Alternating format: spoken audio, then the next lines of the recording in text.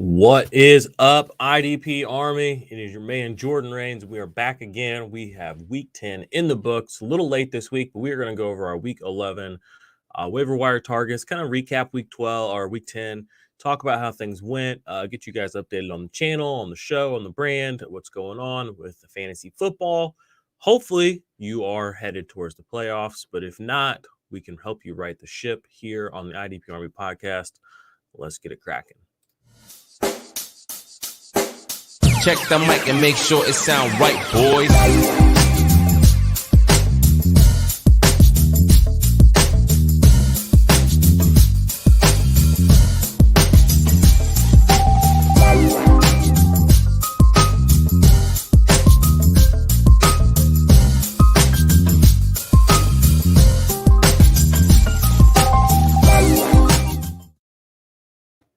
All right, so hopefully you got a win in week 10. If not, we're going to try and help you get that situation right. But we're going to start by talking about some of the news from the week, focusing on IDP here on this show. Obviously, smash the subscribe button, smash the thumbs up button. Join us. We have other shows on the channel besides the IDP Army show. We have the Underdog show, which is basically a show around fantasy football and fantasy sports on the Underdog platform. We have VOP, Offensive Points. That's just our football show. So I call it like a rated R version of Around the NFL. That's a really good show. And then Billy does the Dynasty Tailgate. That's available only on the podcast. So you won't find it on the channel if you're watching this on YouTube. But if you go to the podcast feed, that's on there once a week. Billy breaks down what's going to happen in the college football world for the upcoming weekend. He usually does that show on Thursday. Kind of tells you who to watch, recap some of the things that happened the week before. So check that out. But let's go ahead and start talking about this last week. First thing I'm seeing here in the news, really, Joey Bosa, COVID IR list. So we might be without him this upcoming week. A guy that I did not know was on the COVID list this last week, Harrison Smith. Kind of came out of nowhere. I didn't see it anywhere. I actually ranked him. Fantasy Pros did not have him marked as out. So not sure how that affected my overall rankings this week. Minka Fitzpatrick also on COVID IR list.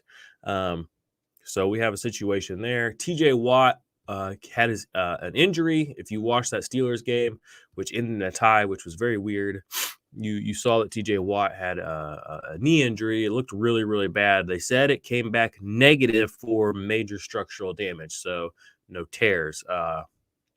So it could be a couple of weeks, they said, before he gets back out there. Really puts a damper on his Defensive Player of the Year campaign. He led the league in sacks as of this weekend before he went out of that game. So really didn't like to see that. Sorry, guys, I got the sniffles. I'm not feeling too good. Other news, Chase Young went out with an ACL tear this weekend. That was obviously huge. That's a big deal. Put out a video on the channel. I mean, after week 3 or 4, I was pretty much telling people for IDP purposes, it wasn't looking good for Chase Young. Get out while you could. Hopefully you did that. If not, you're out of the Chase Young business this year. Most people are. So we'll revisit that whole situation in the offseason, I'm sure, many times, as we are apt to do with pass rushers when they go out. So that was unfortunate. It looks like Rashaan Evans was able to was inactive this week. Jayon Brown came back. David Long, we kind of been working with him a lot the last couple of weeks. He's been doing some really good things. He's been on the waiver wire show before.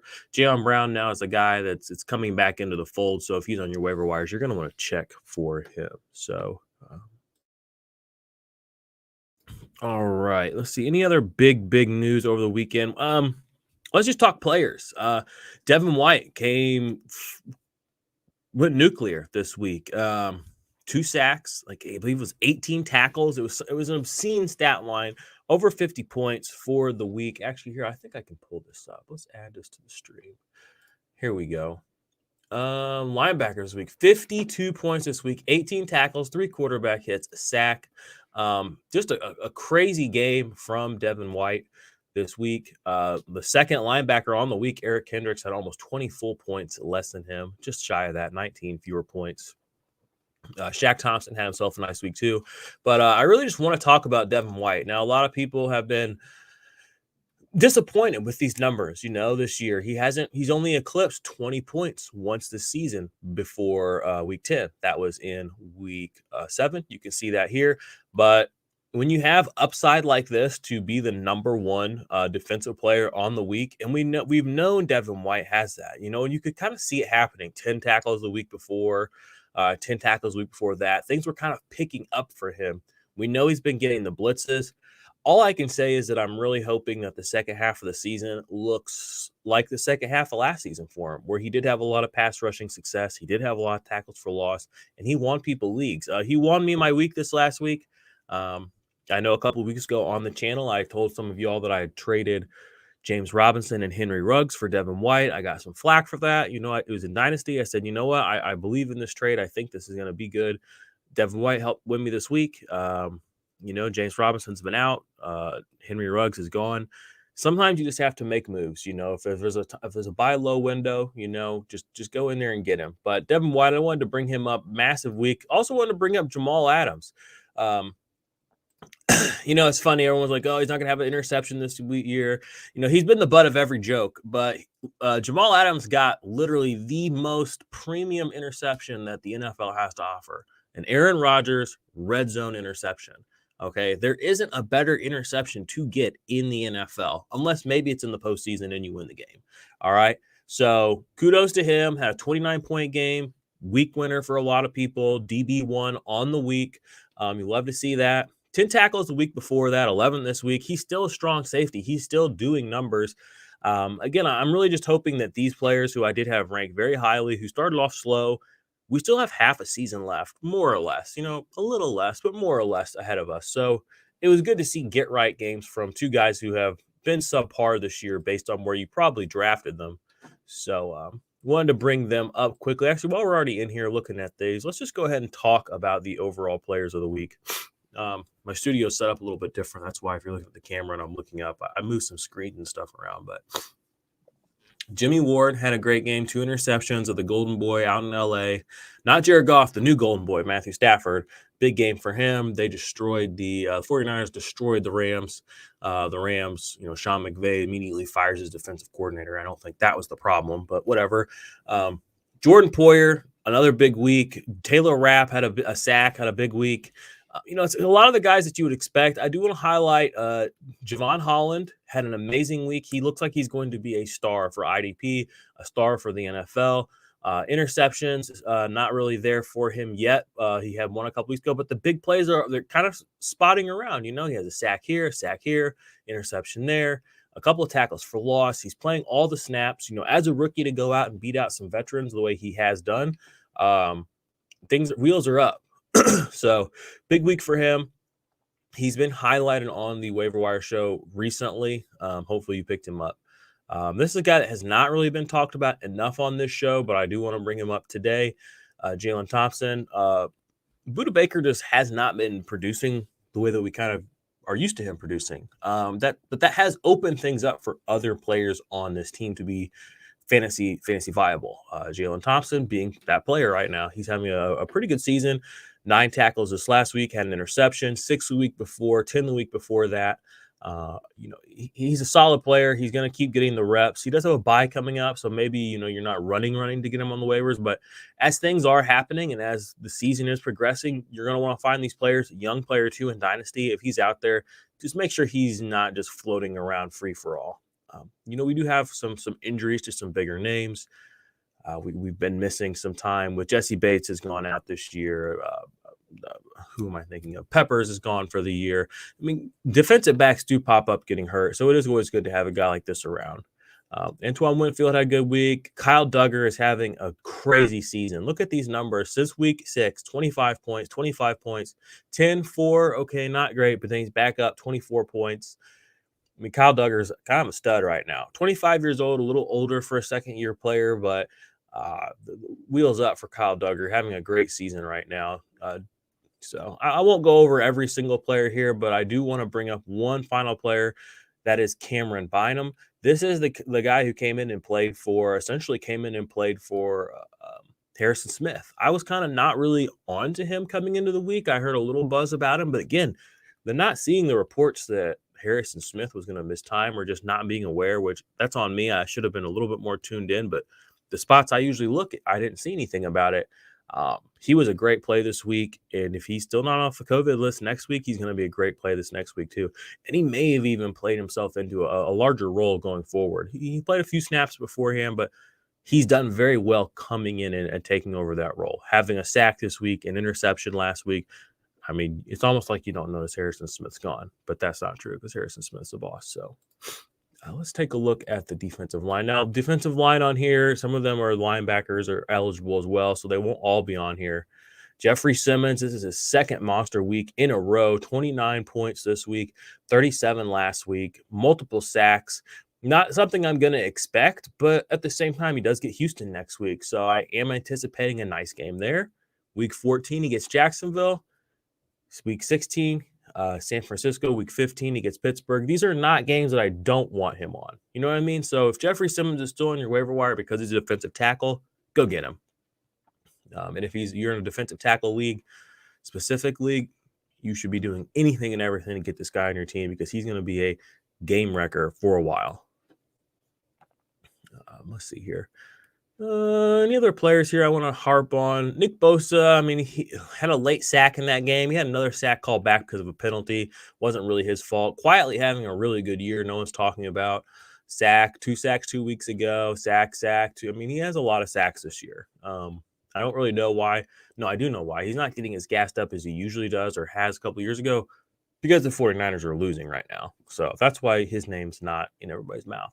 So Aaron Donald not really having a great year either. He's doing enough to kind of kick around, but I mean, 14 points, 16, 18, 4, 10. I mean, he's only had 2 games over 20 points this season. One of them was right at 20 points. I mean, we're heading into week 11. That's a bye. You won't see him again until week 12. 2/3 of the season, 3/4 of the season almost over. You've had 1 week winning-ish performance from Aaron Donald and only 1 truly good, or only 2 good, I mean, kind of relative term, but good performances out of Aaron Donald. 30 years old, things aren't getting better for him, guys, gals. The NFL media may still gas him up, but if you're an IDP player, it's time to move on. If you can get anything for Aaron Donald that's reasonably priced, Brian Burns, Hassan Reddick, just go get another pass rusher who's in his mid-20s, got a little more upside, got juice left in the tank. Move on from Aaron Donald. His best year was still like 3 years ago, so I don't think we're going to see anything like that again from him. So, all right, let's see here. See a few people in the chat. Go ahead and hit me with any questions or comments you guys have. Here we go. Got one. So Sam says Jesse Bates or Ashton Davis. I'm still going to stick with Jesse Bates. He'll have a longer track record of success, but Logan Wilson is doing enough to make a difference there with his tackle numbers this year. And Von Bell having a great season as well. Last year had a good year, but wasn't quite as robust, I guess. So I think them both having more robust seasons is kind of eating into what we expected out of Jesse Bates this year. I think he's only come down with 1 interception too, so he's due a couple more. Don't be surprised if Jesse Bates has a couple of really big games here down the stretch. They're going to need him to as well. So definitely be aware of that. So I usually have my a graphic made up and some other stuff pulled up. I just did not have time to do that today. So I apologize for that. Go to the website, idparmy.com, though. You can look at my rankings. Those have been updated. I will be uploading them to the site here shortly after this. So kind of a short show today. I really don't. Oh, we got another question here. Yeah, please hit me with any questions or comments you guys have. I actually was going to say moving forward, we're kind of later in the season now. This is going to be week 11. We're moving towards that time of the year when, things like waiver wire and rankings, like these kind of large abstract meta things are a little bit less useful as less people are playing fantasy football, playing IDP, all of that.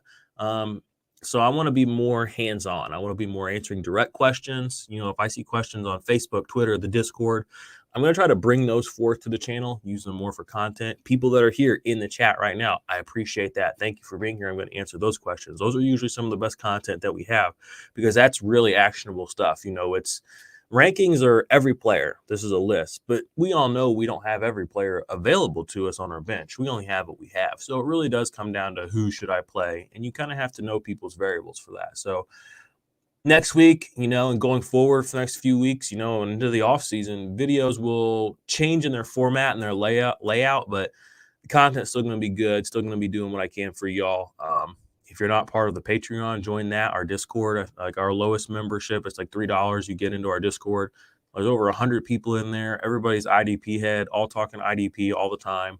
There's guys in there that are way smarter than me. Thank God. I lean on them. They lean on me. We got some good things going there. So let's go ahead and see what else we got going on in the chat here. All right, Anthony Ballister says, or Ballister, sorry, my man. Says, what are your thoughts on Davion Taylor, Eagles linebacker? Okay, thank you. See, this is exactly what I needed. I had notes earlier. I wanted to bring up TJ Edwards. Alex Singleton started out the year very well, points-wise, tackles-wise, but they just aren't sold on him. They have not been sold on him. Well, the Eagles have not been. So he has fallen out of favor. They're playing their young guys. TJ Edwards seems to be their primary linebacker right now. Go get him if he's on your waiver wire. If he's in Dynasty, get him as a throw-along trade. It's always nice to have a 2 or 3 down, a solid linebacker just sitting around. Maybe he's not special this year. He's useful, and maybe he will be special in a year or two. So definitely be on to him. But you asked specifically about Davion Taylor. He's more of the second guy there right now, but that's not to say that he isn't also going to be valuable in the future. He's definitely more valuable right now than Alex Singleton. The issue is with linebackers like this, there isn't a lot of loyalty, so it could fluctuate. We've already seen it fluctuate. So I would say stay limber, but right now TJ Edwards is the guy you want. Davion Taylor is kind of the second man up. So got another question here from Jay Quan. He says, Shaq Thompson or Jordan Brooks rest of the season? That's a great question. I am going to stick with Jordan Brooks. He's so far this season, he has had the better year. I will say, however, Shaq Thompson had his bye week, because we're getting to that point of the year too where things like that are relevant. Both had great weeks this week.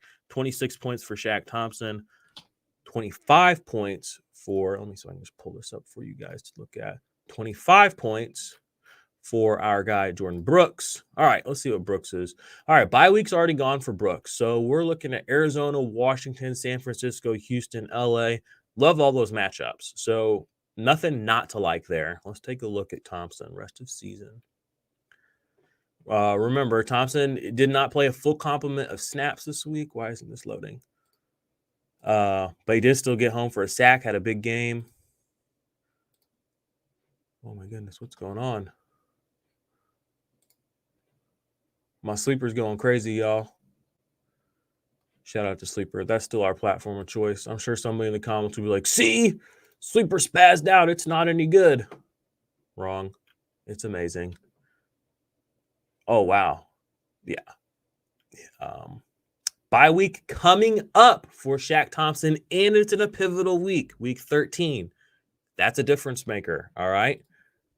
I don't love to say it, but I got to say it, and I'm going to go with Jordan Brooks. Having a great season, no injury stuff to worry about, no questionable snap stuff to worry about, and his bye week has already seen him bye. So that's what I'm going to do there, my man. Hopefully that answers your question. Got some more in here. Let's see what we got here. Ernest Jones upside. You know what? Upside-wise, let's see. See if we can get my man Ernest Jones up here. Man, I need to use Sleeper more often. What you been doing, Ernest? All right. Well, no Ernest next week, so you're not really going to miss him. I mean, he's getting the snaps, 56 this last week, 52 weeks ago. He's a Rams linebacker, so you have two issues with him. One is he's going to be really good, but the issue there is it's going to be half the time. And the other half of the time, he'll probably lose snaps to somebody else. True upside wise, though, they drafted him this year, 21 years old. Sean McVay's probably gonna, ride him till the wheels fall off and then get rid of him, not give him any money. So, yeah, I think he's got some upside. First year player. I think there's something there. And they're just they've gotten rid of several of their linebackers. Kenny Young has somehow gone from being irrelevant to relevant to irrelevant to relevant again. Micah Kaiser, same cycle. Ernest, I think there's a chance he sticks around. He stays relevant. As far as upside, I think he's going to be a linebacker too, probably the rest of the way. But again, we've seen high upside from Rams linebackers in the future. Do you think Zach Cunningham would be a value with Kirksey on? Could be any kind of value with Kirksey on IR. I looked at the snaps and they were giving him some snaps this week, but it still doesn't look like they want to really give him this rollback. It still looks like they want to give it to Camu Grugier-Hill. They want to give it to Kirksey. They want to give Hewitt some run. So Cunningham, yeah, will he get some snaps? Yeah, but I don't think that it's going to be I don't think he's going to get this roll back to where he's going to be an every week play again. He's probably going to be a desperation play, kind of like Quincy Williams is now. Every once in a while, he'll get rolled out there and he'll probably be good, but you probably aren't going to know when that is. Let's actually see if we can just pull him up.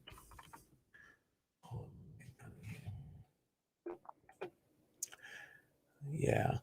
So we got week 10. He's on bye this week. I mean, he got a big share of snaps last week, 75. I mean, look at these weeks before that. 33, 14, 15, 19, 75, 8 tackles, but, it's not something I trust. He's getting paid still, but this team has no reason to really run him out there. He's a bench, in Dynasty, he's not a drop. He's a bench. That's another thing, too. A lot of these guys, I feel like people want to drop or get rid of or just completely move on from. Players can go from being locked into your starting lineup to being a bench asset. You know what I mean? Think of Will Fuller. Think of Marlon Mack. These guys, sometimes, 1 year they're this, 1 year they're that. So you got to stay with the times, be aware. Got some more questions here. Thanks for the info. Yeah, no problem. Make sure, like I said, you guys are all subscribed to the channel. Give us a thumbs up. Check out the Patreon if you want to come support the show. We do have more stuff coming. The Ultimate IDP Index is obviously our flagship product. Working on the Dynasty Index and the Devy Index, which will be tiered similar to the IDP Index. It'll be rankings for all players for Dynasty, Devy, and IDP. I mean, we're going to have it all for you guys and gals, curated, in-house. You don't have to go to, the Walmart of fantasy or the Costco of fantasy football. You can come down here. We're a little boutique shop on the corner, shop local. Get you some rankings that are, we roll up our sleeves and get down in the dirt when we make our rankings. So, all right, what we got here? Brendan Harris says, I have Landon Collins. Could you scoop Jalen Thompson, Harrison Smith, or Xavier McKinney? McKinney looks nice, but I think there are safer options. Your thoughts? All right, let's take a look here. Now, I'm just going to say this off the bat. I would 100% go get Xavier McKinney. He's a beast, dude. And I think he just came off of his bye, right? Yeah, just came off his bye in a 35-point game, my guy. Snaps are fat. 68, 78, 66, 64, 81. I mean, this guy's basically playing like 75 snaps a game. And I feel like he had his breakout game 2 weeks ago. Gets Tampa Bay, they throw plenty. Gets Philly in a couple of weeks, they throw plenty. Gets Miami, some turnoverness there. Yeah, he's got a good setup coming up. Let's take a look at Harrison Smith here. Remember, Harrison Smith is still dealing with COVID, so I'm not sure. Okay, expected to be back with the team Wednesday. Says that right here. That's good to hear. Missed the last 2 weeks. He's having a solid season. Look at this, 9 tackles, 8, 9, 8. I mean, you look at these consistency, 17, 17, 13, 17. I mean, he's putting up a very good, very consistent season. All right, let's take a look at McKinney. A little more up and down, but I think you're going to get more pop out of McKinney. So I'm still kind of sticking with the McKinney thing. McKinney is also passed his by. And then we talked about Thompson earlier. I'll bring him up real quick. He's still not somebody I'm going to prioritize over either of those two players. More known commodities, high draft picks. I mean, Xavier McKinney is one of the best players in the NFL. Not Xavier McKinney. Harrison Smith is one of the best players in the NFL. Xavier McKinney is a rising star. this is no shade at Jalen Thompson, but he's still, the numbers are still a little lower, ceiling's still a little lower, floor's still a little lower. So I'm going to stick with, like I said, my original thought was it would be McKinney. After kind of just briefly looking at this stuff, I'm sticking with McKinney. So crazy. Wasn't a stud the past few years. Yeah. Talking about Zach Cunningham. Yeah. Different regime, different coaching, though. I mean, it was essentially came down to him just kind of being the alpha when he was there. But, now that Bill O'Brien left and a lot of things changed really, really, really fast for the Houston Texans. One of those things being Zach Cunningham, not a superstar for IDP anymore. Another question here for Go A Canes 87. Long-term thoughts on Landon Collins. Would you sell him in Dynasty? I also have Chin and Duggar. Yeah. I mean, Chin and Duggar are both really good players. Duggar is breaking out before our eyes. Chin people are calling it a down year, but it's pretty similar to the one he had last year, honestly. Still got some pop to him. So I would much rather have both of them than Landon Collins. Yeah, Landon Collins is a sell in Dynasty. Let me see what I have him as here in the index as a sell. Landon Collins. I have him as a hold in the index, which I'm going to change that to a sell right now. And I have his estimated value as far as a draft pick is concerned. I have it right now in the index as a third. So a player or a third-round pick. So a player you think would be worth around a third-round pick, that varies from human to human, from league to league. I don't know what that is in your league, my man. You'll have to find that out. But I have him as a sell as of this moment. Was a hold before because he has been playing okay this year. Not great, but okay. Snaps are definitely have been for the most part intact. 90+ this week, 85%. Week 8, a little less than 55% week 7. I think he got hurt though. 80, 100%, 100%. So he's healthy enough to be getting the playing time, but he is getting up there in age. He is not necessarily having the big boom kind of weeks that we are used to maybe seeing with him from, he's just not the player maybe he was when he was drafted. And I mean, that makes sense. He's been in the league a while now. Let's take a look at him. Yeah, 44 snaps, three tackles, not huge, not bad the weeks before that, 24, 18, 13 points, but he just has a couple of single-digit games in here, 3 points, 8 points, and so far his true ceiling on the season is just 24 points. You don't love to see that. With the pass rush, taking a hit, Montez Sweat has been missing some time. They did get rid of Ryan Kerrigan. Not that that's necessarily affecting them this year, but it's a factor. And with Chase Young going out, I just don't know how much disruption is going to be available. So for a guy like Landon Collins, who's already not producing massive tackle numbers, and then you take away two of the more, or three, some of the more disruptive players on his own team, the equity for high upside games is just not necessarily what I thought, or what a lot of people thought the Washington football team would have this year. So great question, but I'm definitely much higher on Chin and Duggar. So let's go on down here. Duggar at 25. Keep that in mind. Yeah, this is true. He's still on his first contract, and he is playing well, which there's a world where he just becomes an alpha superstar like safety. So, and that's kind of happening. I mean, guys got 25, 24 point games. That's a very high number. We're talking about Landon Collins' numbers. We were just looking at those. Let me make them a little bigger. Let's just look one more time. Okay. Landon Collins' numbers on the season. I mean, this guy, his biggest game of the season was against Denver, week 8, 24 points. Okay. We were just talking about Kyle Duggar a minute ago. Multiple 25-point games on the season. Just had a 24-point game on the season. It's wheels up for Kyle Duggar. Yeah. Dude's a stud. Kyle Duggar's a stud, baby. All right. So if you are still here with me watching the show, I appreciate it. Thumbs up, subscribe to the video. Subscribe to the channel. Tell somebody about this. The season's almost over now. So I know a lot of you are like, oh man, I found this channel. I found this guy. He talks about IDP. I'm not going to tell my buddies. The season's almost over. Hopefully you've already mopped the floor with all these bums. Share us with somebody, okay? Put us in your group chats. Put us in your sleeper group chats. Send us to your one buddy in the league that you're kind of friends with. Send our information his way. We're trying to grow the IDP Army, and by extension, the overall fantasy community that we're building here. We have Billy and Joe on from the OP show. Great guys, two of the best dynasty players I know. It pains me to say that because you guys know I like to, I'm a competitive guy. They're very, very good. Billy, I've seen Billy go back-to-back champion in the most competitive dynasty league I'm in.